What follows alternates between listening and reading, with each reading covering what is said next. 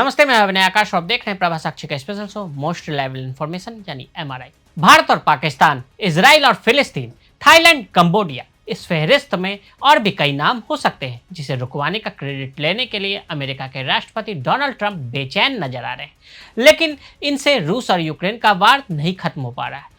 Putin America शहर Alaska में राष्ट्रपति ट्रंप से मिलने के लिए पहुंचे। वही पुतिन जिनके यूक्रेन पर हमले की वजह से उन्हें इतना गुस्सा आया कि झल्लाहट में भारत पर 50% का टैरिफ लगा दिया। पुतिन ने ट्रंप के घर पर आकर मीटिंग भी कर ली, लेकिन मीटिंग के नाम पर बोले तो आपको पंचायत फिल्म का मीटिंग वाला डायलॉग याद आ जाएगा। हालांकि 2.5 घंटे लंबी चली मीटिंग जिसमें कोई भी मीडिया मौजूद नहीं था, उसको अमेरिका और रूस ने काफ़ी प्रोडक्टिव बताया। लेकिन यूक्रेन युद्ध विराम पर दोनों में कोई सहमति नहीं बन पाई, यानी ट्रंप जिस चीज़ के लिए मीटिंग कर रहे थे वही नहीं हुआ। फिर ये मीटिंग प्रोडक्टिव कैसे हुई? अमेरिका ने रूस से तेल खरीदने के लिए भारत पर भारी टैरिफ थोप दिया, लेकिन चीन को ऐसी किसी कार्रवाई से बख्श दिया। अमेरिकी विदेश मंत्री मार्को रूबियो ने तो खुले तौर पर माना कि चीन पर पाबंदी लगाने से वैश्विक तेल बाजार में उथल पुथल मच सकती है। दूसरी तरफ भारत को 50% टैरिफ की मार झेलनी पड़ रही है। आपको बता दें कि ऐसा पहली दफा नहीं है कि जब भारत पर अमेरिका का डबल स्टैंडर्ड देखने को मिला है। 90 के दशक में भी ऐसा ही परिस्थितियों से भारत दो चार हो चुका है। तब देश की कमान राजीव गांधी के हाथों में थी और अमेरिका में तब जॉर्ज H.W. बुश का शासन था। 12 महीने तक भारत और अमेरिका के बीच चला तीखा गतिरोध। आज से 36 साल पहले 1989 में वाशिंगटन ने टैरिफ की धमकी देकर भारतीय अर्थव्यवस्था को झकझोरने की कोशिश की, जिसके कारण दोनों देशों के बीच 12 महीने तक तीखा गतिरोध चला। आखिरकार अमेरिका पीछे हट गया, लेकिन इस विवाद ने द्विपक्षीय संबंधों पर गहरा असर डाला। सुपर 301 प्रकरण पर एक नज़र डालने से हमें आज की गतिशीलता को बेहतर ढंग से समझने में मदद मिल सकती है। 1980 के दशक के उत्तरार्ध में अमेरिका उस समय अपने प्रमुख आर्थिक प्रतिद्वंदी जापान के साथ ट्रेड वॉर में उलझा था।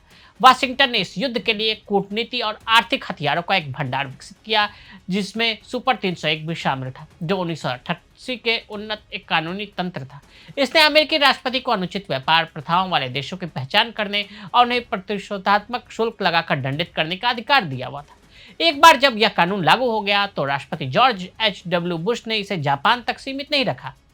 उनके प्रशासन ने अमेरिका के बढ़ते व्यापार घाटे को कम करने के लिए सुपर 301 के खतरे का इस्तेमाल करके यूरोप, दक्षिण कोरिया और ताइवान जैसे अमेरिकी सहयोगियों सहित कई देशों पर दबाव डाला। सुपर 301 कानून को बनाया हथियार। वर्तमान प्रशासन के साथ इसकी समानताएं स्पष्ट है।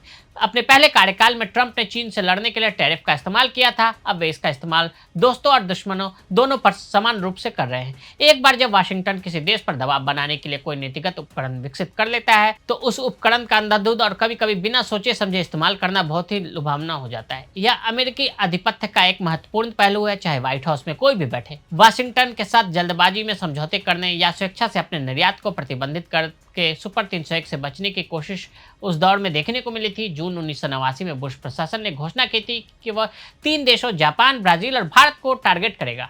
जॉर्ज बुश ने भी ऐसे ही भारत को डराने की थी कोशिश। नई दिल्ली पूरी तरह से हैरान रह गई। पिछले कुछ वर्षों में वाशिंगटन के साथ उसके संबंध बेहतर हो रहे थे।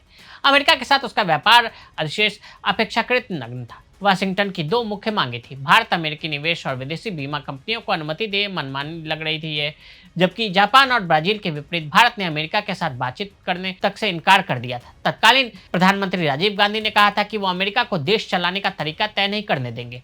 अमेरिकी शक्ति ने संसद में तीखा आक्रोश पैदा किया, जिससे सरकार के हाथ राजनीतिक रूप से और भी ज्यादा बंध गए। साथ ही टैरिफ की अमेरिकी धमकी ने भारतीय अर्थव्यवस्था के लिए गंभीर जोखिम पैदा कर दिए। उस समय भारत के निर्यात में अमेरिका की हिस्सेदारी लगभग 5 हिस्सा थी, जो आज भी उतनी ही है। 1989 पर बहुत कम निर्भर था, लेकिन यह एक बहुत छोटी और ज्यादा कमजोर अर्थव्यवस्था भी थी। भारत विश्व जनमत को अपने पक्ष में करने में विफल रहा। देश कैसे चलाया जाए ये अमेरिका नहीं बताएगा, भड़क गए थे राजीव गांधी। पश्चिमी देश, यहाँ तक कि जापान भी वाशिंगटन से सहमत था कि भारतीय विदेश निवेश पर बहुत ज़्यादा प्रतिबंध लगाता है। आज अमेरिकी टैरिफ हमले के खिलाफ अंतर्राष्ट्रीय एकजुटता की तलाश कर रहे भारतीय राजनयिकों को भी ऐसी स्थिति का सामना करना पड़ सकता है। कई देश ट्रंप की नासमझी भरी रणनीति की निंदा कर सकते हैं, साथ ही भारत के संरक्षणवाद को कम करने और रूसी तेल से दूर करने के लिए लक्ष्यों का समर्थन भी कर सकते हैं। तत्कालीन प्रधानमंत्री राजीव गांधी ने कहा था कि हम अमेरिका को यह तय नहीं करने देंगे देश कैसे चलाया जाए। अमेरिकी शक्ति ने संसद में तीव्र आक्रोश भी पैदा किया था। वीपी सिंह ने भी नहीं मानी थी बुश प्रशासन की बात। दिसंबर 1989 में नवनिर्वाचित प्रधानमंत्री वीपी सिंह ने वाशिंगटन को मनाने की कोशिश की। हालांकि भारत सुपर 301 के तहत 2 मांगों पर बातचीत से इनकार करता रहा, लेकिन उसने अन्य आर्थिक मोर्चों पर रियायतें देने की पेशकश की।